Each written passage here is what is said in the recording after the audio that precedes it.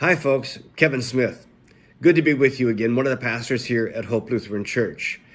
One of my favorite stories that I love to share is the story about a father of a very wealthy family who took his son to the country to show him how the other side of life lives, how poor people can be. Well, they spent a couple of nights out on the farm of what would be considered a very poor family. And on the return from the trip, the father asked his son, "So how was the trip?" "It was great, Dad." "Well, did you see how poor people can live and be?" the father asked. "Oh, yeah," said the son. "So what did you learn from the trip?" asked the father. And the son said, "Well, I saw that we have one dog and they have four. We have a pool that reaches to the middle of our garden, and they have a creek that has no end in either direction. We have imported lanterns in our garden, and they go out and look at the stars at night.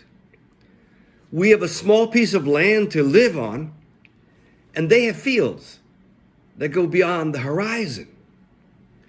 We buy our food, they grow theirs. We have walls around our property protect us, but they have friends protecting them." The boy's father was just speechless. And then his son added, "Thanks, Dad, for showing me how poor we are." Oh, the moral. True wealth cannot be measured in worldly possessions. True wealth can only be measured in the abundance of God's gifts of faith, family, and friendship. The embodiment of Christ, who sought to strengthen, renew, and establish relationships that endure, not only in this life, but also in all eternity. One of my favorite quotations that I enjoy about true wealth in terms of kingdom wealth is from the late missionary Jim Elliot. He wisely said, "He is no fool who gives up what he cannot keep in order to gain what he cannot lose."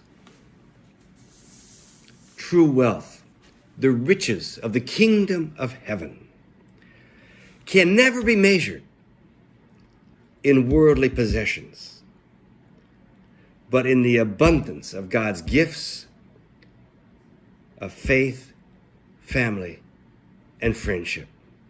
And those gifts are abundantly available for each and every one of God's children. God bless and thank you. Remember, God loves you, and there's not a darn thing you can do about it. See you next time.